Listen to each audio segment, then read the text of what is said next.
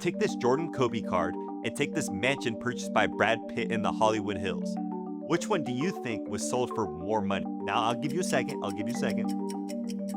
If you said the Kobe Jordan card, then you are correct because this card sold for nearly $13 million to Mr. Wonderful of all people. Children are going to watch this. You know, Kevin, They're going to watch you kill money. That's the beauty of the show. You're murdering money in front of children.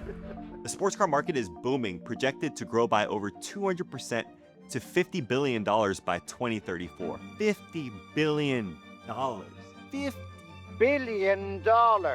Now, when Kevin O'Leary bought the card, he actually compared it to fine art, likening it to Andy Warhol or Jackson Pollock print. Now, that sounds insane, but sales like this are happening more and more often. And that begs the question, why are people spending so much money on pieces of cardboard at the end of the day? In this video, I'm going to look at why people are so excited about the sports card industry, what makes some cards worth millions while others are practically worthless, and whether Kevin O'Leary was onto something when he was comparing sports cards to fine art. Let's get into it. Let me take you back to the late 1880s, back when baseball cards were actually created as pack-ins for cigarettes. The cards were not only a fun collectible item, but they also actually had a functional use. They helped keep the cigarettes from being damaged because they were pretty delicate and they didn't have these fancy cardboard boxes back then. Now fast forward to the 1950s and chewing gum companies had the exact same idea. They would put cards in with their chewing gum to sell more gum to kids and get people more excited. So what keeps people buying more and more sports cards if there's no sugar, no tobacco, no fun at the end of the day? It's just the cards. Now, if you think about it, you buy a pack of cards, that is gambling at the end of the day. You're gambling to try to pull the rare piece.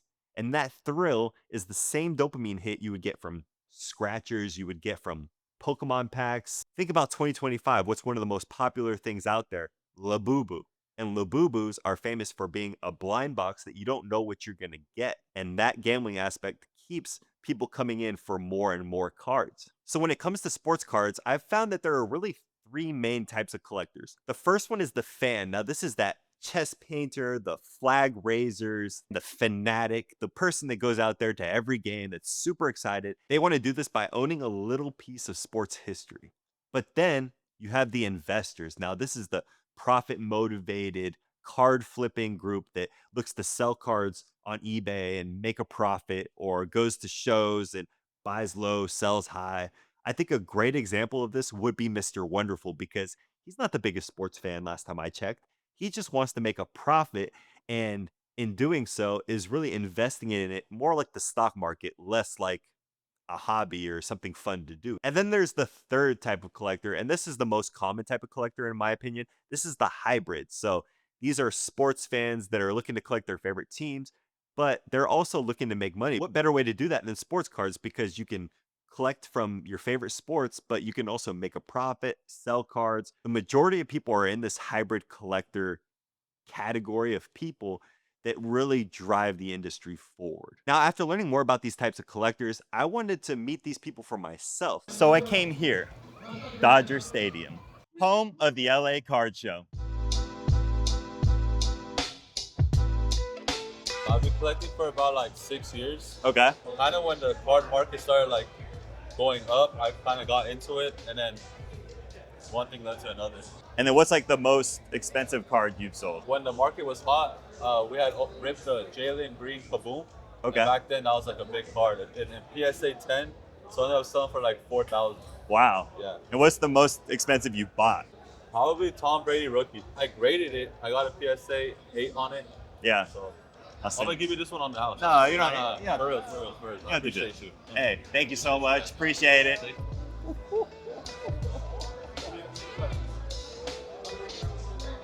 Dang.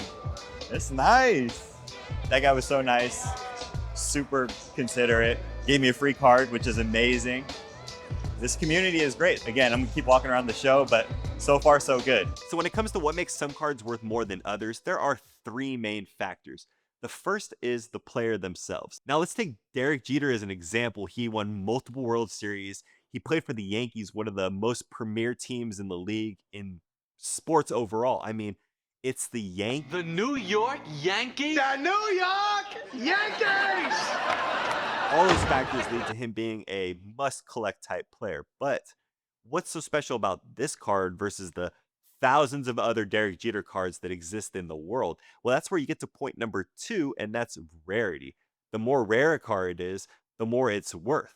And this rarity is really created by the manufacturer of the cards themselves. And that's where you get to these limited print runs. There are certain cards that card manufacturers will actually print how many were created on the card itself. So it'll say one of 100, one of 1,000.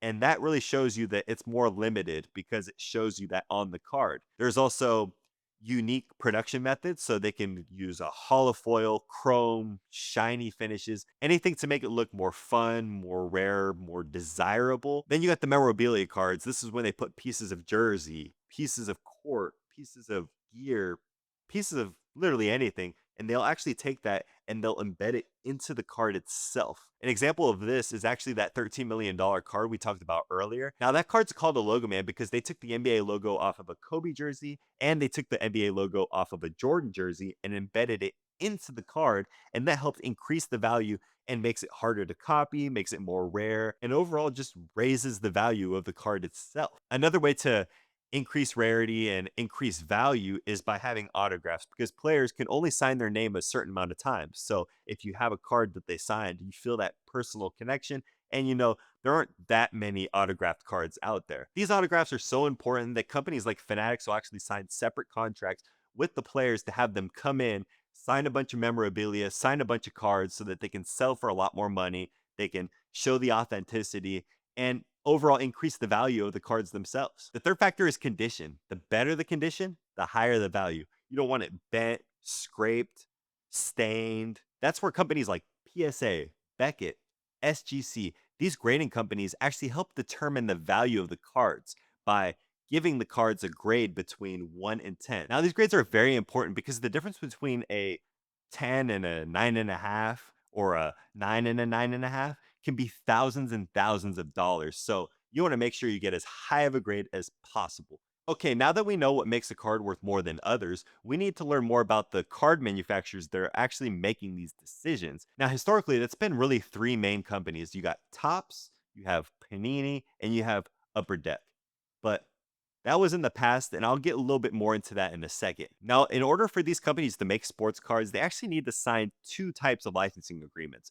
The first is with the league itself. Now, signing those deals with the league only give you the logos and the team names. In order to get the players on the cards, you need to sign a licensing agreement with the Players Association for that specific league. Now, I mentioned that there were three main card manufacturers, but that's about to change at the end of 2025 and going into 2026.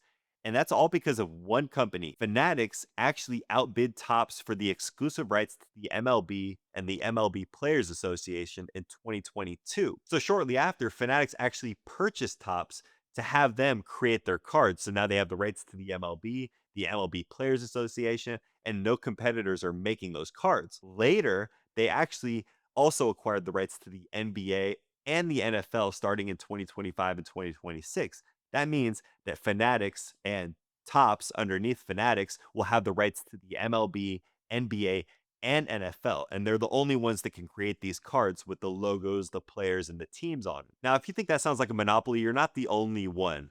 Panini actually lost the rights to the NBA and the NFL, and they're pretty mad about it. They're going after Fanatics in the court of law. They're going after them for creating a monopoly. They're going after them for antitrust laws, and there's a lot of legal battles going on right now because Panini at the end of the day is fighting for their life in the sports card industry. These court cases are going on through 2026, so we'll see what happens. As it stands right now, Fanatics is a huge player and the main player in sports cards moving forward. Now, there are ways to make sports cards without contracts with the league or the Players Association, and I actually ran into a great example of this at the LA Card Show. We're an art collective, and we commission artists to make artwork of Steph Curry, and then we manufacture them, number them, and we sell these cards at card shows like this and whatnot, and a portion of all proceeds goes to benefit Steph's charity, Eat, Learn, Play. You see the seal there? Made in the USA. It's small, it's humble, but it's proudly made here in San Diego. And then how did you get involved with Steph, or what brought you to the? Steph and I are family members. Oh wow. We grew up together in Charlotte. Both went to Charlotte Christian. We're like brothers. Wow. Slept on the couch head to toe. You know, as adulthood comes around, I encountered addiction. Was in and out of jail, making bad decisions, and I got 30 here. the last time I got out, he was kind of like, "Hey, what's it going to take to get you to do right?" You know? Yeah. We went through those hard talks, and I went through that growth, and after lots of support, I was kind of like, it didn't feel right just getting like money given to me. So I went to a game with a buddy of mine, and I asked Steph, I said, instead of like giving me, he was giving me $10K a month. I was like, instead of giving me that, why don't you give me some autos? So I could like sell them. And, Yeah. So I remember the first time I bought 40 jerseys to him, and I got him to sign them. And after I got him to sign them, I was like, what's next? You know, and I just started going card shop to card shop. I took that money, went to eBay, started buying trading cards. Damn. I would just go to games and take, 40, 50 cards to a game, and Steph would be excited to see that I'm doing something positive. That's awesome, He'd man. sign them, and then people started getting upset that had like license and stuff, and so it's like, we need to do this, and then I'd piss those people off. They'd be like, well, maybe do this, and then I found my own lane with the art cards. This is awesome, man. I think you're doing a super cool thing. We're archiving history here. So if you read the back, it tells a story. Curry scored a game-high 27 points, including a clutch three-pointer from his ninja move in the fourth quarter.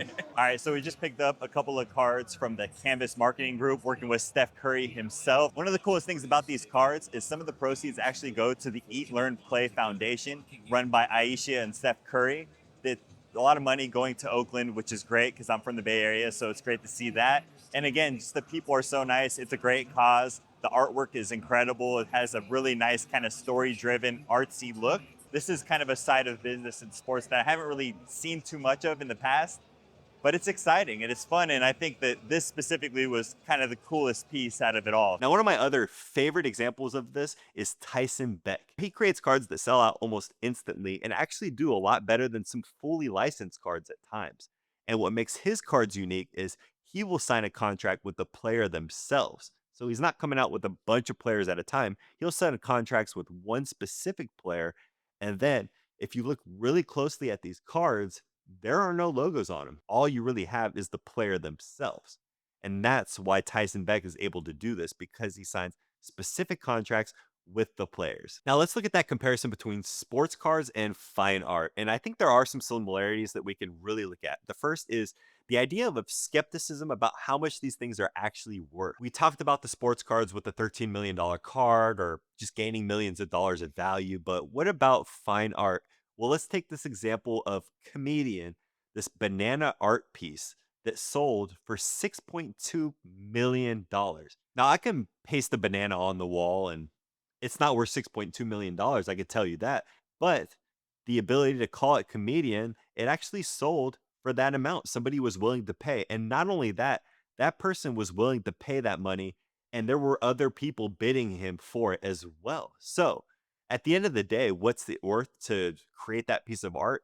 It's worth as much as people are willing to pay. So the idea is very similar. At the end of the day, art has an artist and sports cards have a corporation creating the card. Like, who's the artist with sports cards? I would say with art, it's the artist, obviously. But when you look at sports cards, I would say the true artist is the athletes themselves.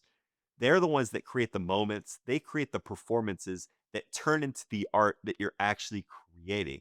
The cards are the medium that captures that art. They're the ones that really create the moment. And then there's the distribution of the art itself. Let's take a one of one, for example.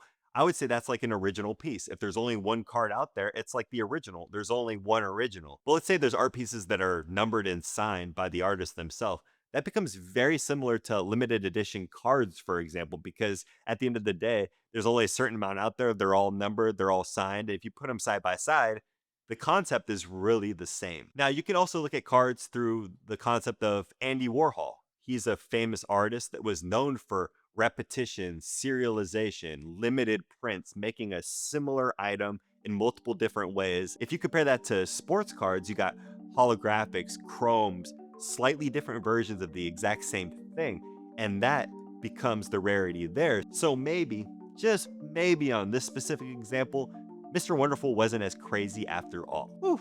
All right, we learned a lot there, I gotta say. Now I can look at a sports card and be like, it's not just a piece of cardboard, it's a piece of culture, it's a piece of history. And at the end of the day, just like art, these cards are timeless and they're here to stay. Thank you guys for watching, I really appreciate it. I'll see you guys in the next one.